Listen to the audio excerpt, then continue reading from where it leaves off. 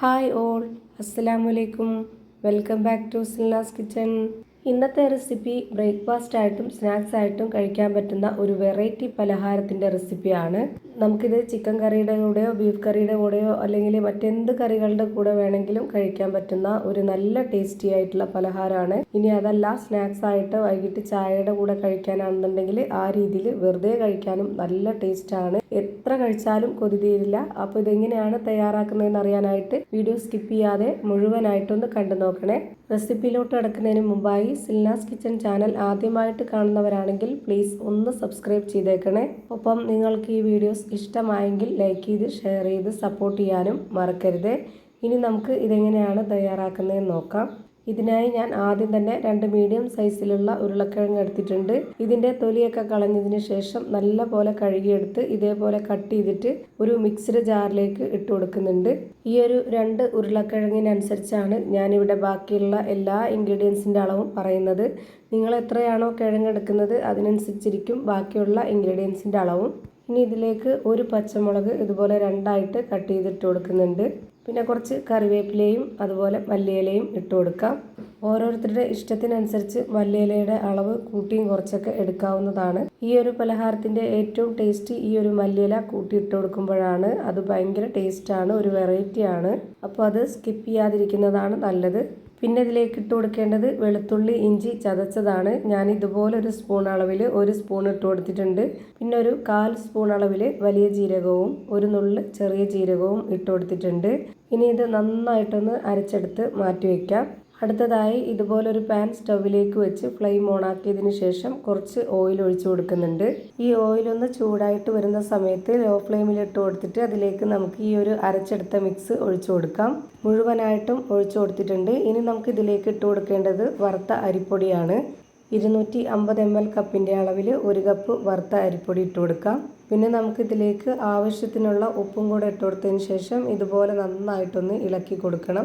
ഈ ഒരു അരിപ്പൊടിയും ഈ മിക്സും കൂടെ നന്നായിട്ട് യോജിച്ച് വരുന്നവരെ ഇതുപോലെ നന്നായിട്ട് ഇളക്കി കൊടുത്തുകൊണ്ടിരിക്കണം. ഇതിലേക്ക് വേറെ വെള്ളമൊന്നും ഒഴിച്ചു കൊടുക്കരുത്, ഇതുപോലെ തന്നെ ചെയ്തെടുക്കണം. ഇത് ലോ ഫ്ലെയിമിൽ തന്നെ ഇട്ട് വെച്ചിട്ടാണ് ഇങ്ങനെ ചെയ്യുന്നത്. നമുക്ക് മാവും ഈ ഒരു കിഴങ്ങൊക്കെ നല്ലപോലെ വെന്ത് ഇതുപോലെ കിട്ടുന്ന സമയത്ത് ഫ്ലെയിം ഓഫ് ചെയ്ത് കൊടുക്കാം. ഇത് ഓഫ് ചെയ്ത് കൊടുത്തതിന് ശേഷം ആ ഒരു ചൂടോടെ തന്നെ നമുക്കിത് വേറൊരു പാത്രത്തിലേക്ക് മാറ്റണം. ഇനി നമുക്കിതിലേക്ക് അരിപ്പൊടി എടുത്ത അതേ കപ്പ് അളവിൽ തന്നെ 1/2 കപ്പ് അളവിൽ മൈദപ്പൊടിയും കൂടെ ഇട്ട് കൊടുക്കണം. മൈദപ്പൊടി താല്പര്യമില്ലാത്തവർക്ക് ഗോതമ്പ് പൊടി ഇട്ട് കൊടുക്കാം, ഏതിലായിരുന്നാലും കുഴപ്പമൊന്നുമില്ല. പിന്നെ ഇതിലേക്ക് ഒരു പിടിയോളം മല്ലിയില കൂടി കട്ട് ചെയ്തത് ഇട്ട് കൊടുക്കുന്നുണ്ട്. ഇനി ഇത് നമുക്ക് കുഴച്ചെടുക്കാനുള്ളതാണ്. അതിന് വേണ്ടുന്ന വെള്ളം ഒഴിച്ചു കൊടുക്കാം. കണക്ക് ഞാൻ പറയുന്നില്ല. നമുക്ക് സാധാരണ പത്തിരിക്കൊക്കെ മാവ് കുഴച്ചെടുക്കുന്ന ആ ഒരു പരുവത്തിൽ കിട്ടാൻ വേണ്ടിയിട്ടുള്ളതാണ്. അപ്പോൾ അതിനനുസരിച്ചുള്ള വെള്ളം ഒഴിച്ചു കൊടുക്കാം. ഞാനിവിടെ കുറച്ച് വെള്ളം ഒഴിച്ചു കൊടുത്തിട്ട് ഈ മാവുമായിട്ട് നന്നായിട്ട് ആദ്യം ഒന്ന് മിക്സ് ചെയ്തെടുത്തതിന് ശേഷം ഇതിലേക്ക് വേണ്ടുന്ന പൊടികൾ ഇട്ട് കൊടുക്കുന്നുണ്ട്. ഒരു 1/4 സ്പൂണോളം മഞ്ഞൾപ്പൊടി ഇട്ട് കൊടുക്കുന്നുണ്ട്, കുറച്ച് കളറായിട്ടിരിക്കാൻ വേണ്ടിയിട്ടാണ്.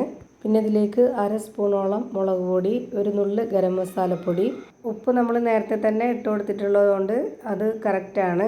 ഇനി ഇതിലേക്ക് വേറെ ഇട്ട് കൊടുക്കേണ്ട ആവശ്യമില്ല. ഇപ്പോൾ ഇതാ നന്നായിട്ട് കുഴച്ചിട്ടെടുക്കുന്നുണ്ട്. ഇങ്ങനെ കുഴച്ചിട്ടെടുക്കുന്ന സമയത്ത് കയ്യിൽ ഒട്ടിപ്പിടിക്കുന്ന ആ ഒരു പരുവാകുമ്പോൾ കുറച്ച് ഓയിൽ ഒഴിച്ചു കൊടുക്കുക.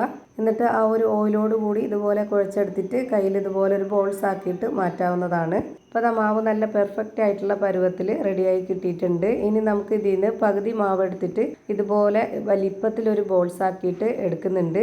ഇത് നമുക്കിനി പരത്തിയെടുക്കണം. അപ്പോൾ അതിനായിട്ട് ഞാനിവിടെ ഒരു ബോർഡിൽ കുറച്ച് മൈദപ്പൊടി ഇട്ട് കൊടുത്തിട്ടുണ്ട്. അതിലേക്ക് ഈ ഒരു മാവ് വെച്ച് കൊടുത്തിട്ട് കൈ വെച്ചിട്ട് ഇതുപോലെ ഒന്ന് പ്രസ് ചെയ്ത് കൊടുക്കുക. ഈ മാവ് ഫുള്ളായിട്ട് ഈ ഒരു പൊടിയിലൊന്ന് കോട്ട് ചെയ്തിട്ട് എടുക്കുന്നുണ്ട്. എന്നിട്ട് നമുക്ക് ഇതുപോലെ നന്നായിട്ടൊന്ന് പരത്തിയെടുക്കാം. പരത്തിയെടുക്കുമ്പോൾ ഒരുപാട് അങ്ങ് നൈസായി പോവരുത്, എന്നാൽ നല്ല കട്ടിയും ആവരുത്. ഈ ഒരു മാവ് ബോർഡ് നിറയെ ഒന്ന് പരത്തുന്നുണ്ട്. പരത്തി കഴിഞ്ഞാൽ നമുക്കിത് കാണുമ്പോൾ കറക്റ്റായിട്ടുള്ള അതിൻ്റെ ഒരു കട്ടി മനസ്സിലാവും. ഈ ഒരു കനത്തിനനുസരിച്ചാണ് മാവ് നമ്മൾ റെഡിയാക്കി എടുത്തിട്ടുള്ളത്. ഇനി ഇതുപോലെ കട്ട് ചെയ്തെടുക്കാൻ പറ്റിയിട്ടുള്ള ഏതെങ്കിലും അടപ്പോ അല്ലാന്നുണ്ടെങ്കിൽ ഇതുപോലൊരു ഗ്ലാസ്സോ എടുക്കുക. എന്നിട്ട് ഈ ഒരു ഷേപ്പിൽ മുഴുവനായിട്ടും കട്ട് ചെയ്തെടുക്കുക. അപ്പോൾ നമുക്ക് ഫ്രൈ ചെയ്തെടുക്കുമ്പോഴും നല്ലൊരു കറക്റ്റ് പരുവത്തിന് കാണാൻ നല്ല ഭംഗിയിൽ കിട്ടും. ഞാനിപ്പോൾ ഈ ഒരു ഗ്ലാസിൻ്റെ വലിപ്പത്തിലാണ് ഇത് കട്ട് ചെയ്തെടുക്കുന്നത്. കുറച്ചുകൂടെ വലിപ്പം വേണമെന്നുണ്ടെങ്കിൽ അതിനനുസരിച്ചുള്ള ഏതെങ്കിലും വക്കുള്ള ബൗളോ അങ്ങനെ എന്തെങ്കിലും വെച്ച് കട്ട് ചെയ്തെടുത്താലും മതി.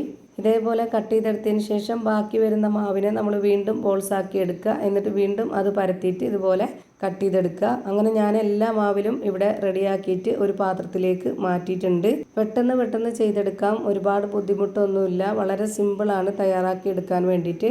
ഇനി നമുക്കിതൊന്ന് ഫ്രൈ ചെയ്തെടുക്കാം. അതിനായിട്ട് ഞാനിവിടെ ഒരു പാൻ വെച്ച് കൊടുത്തിട്ടുണ്ട്. ഫ്ലെയിം ഓൺ ആക്കിയതിന് ശേഷം അതിലേക്ക് കുറച്ച് ഓയിൽ ഒഴിച്ചു കൊടുക്കാം. ഓയിൽ നന്നായിട്ടൊന്ന് ചൂടായിട്ട് വരുന്ന സമയത്ത് ഇതിലേക്ക് ഓരോന്നോരോന്നായി ഇട്ട് കൊടുക്കാം. ഒരു മീഡിയം ഫ്ലെയിമിലിട്ടിട്ട് വേണം നമ്മൾ ഇതിനെ ഫ്രൈ ചെയ്തെടുക്കാനായിട്ട്. ഒരുപാട് ഫ്ലെയിം കൂടി പോവുകയും ചെയ്യരുത്, ഫ്ലെയിം കുറഞ്ഞു പോവുകയും ചെയ്യരുത്. ഇട്ടെടുത്ത ഉടനെ തന്നെ ഇത് നല്ലപോലെ പൊള്ളി വരുന്ന സമയത്ത് നമുക്കിത് തിരിച്ചിട്ട് കൊടുക്കാം. അധികം എണ്ണ കുടിക്കാത്ത നല്ല ടേസ്റ്റി ആയിട്ടുള്ള ഒരു അടിപൊളി പലഹാരമാണ്. എന്തായാലും ട്രൈ ചെയ്ത് നോക്കണം. ബ്രേക്ക്ഫാസ്റ്റ് ആയിട്ടും സ്നാക്സ് ആയിട്ടും ഒക്കെ കഴിക്കാൻ പറ്റിയ ഒരു നല്ല ടേസ്റ്റി ആയിട്ടുള്ള പലഹാരമാണ്. ഇപ്പോൾ ഇതിൻ്റെ എല്ലാം ഒരു സൈഡ് വെന്ത് കിട്ടിയിട്ടുണ്ട്. ഞാനിപ്പോൾ ഇതെല്ലാം തിരിച്ചിട്ട് കൊടുത്തിരിക്കുകയാണ്. ഒരു 3-4 സെക്കൻഡ് കഴിയുമ്പോൾ തന്നെ ആ ഭാഗവും വെന്ത് കിട്ടും. നമുക്കിത് എണ്ണയിൽ നിന്ന് കോരി മാറ്റാവുന്നതാണ്. ഇത് കണ്ടില്ലേ, ഒട്ടും തന്നെ എണ്ണ കുടിക്കാത്ത നല്ല ടേസ്റ്റി ആയിട്ടുള്ള പലഹാരമാണ്. ഇതുപോലെ തന്നെ ഞാൻ എല്ലാം ഫ്രൈ ചെയ്ത് ഒരു പാത്രത്തിലേക്ക് മാറ്റിയിട്ടുണ്ട്. പുറമേ ക്രിസ്പിയും അകം നല്ല സോഫ്റ്റും ആയിട്ടുള്ള അടിപൊളി പലഹാരമാണ്. എന്തായാലും ട്രൈ ചെയ്ത് നോക്കുക, എല്ലാവർക്കും ഇഷ്ടമാവും.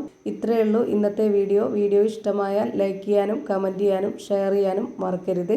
അതുപോലെ തന്നെ ഞാനിടുന്ന പുതിയ വീഡിയോസ് നോട്ടിഫിക്കേഷനായിട്ട് കിട്ടുന്നതിന് വേണ്ടി സബ്സ്ക്രൈബ് ചെയ്ത് ബെല്ലൈക്കൺ അമർത്തി അതിൽ ഓൾ എന്ന ഓപ്ഷൻ എനേബിൾ ചെയ്ത് കൊടുക്കാനും മറക്കരുത്. പുതിയൊരു വീഡിയോയുമായി വീണ്ടും വരും. Thank you for watching.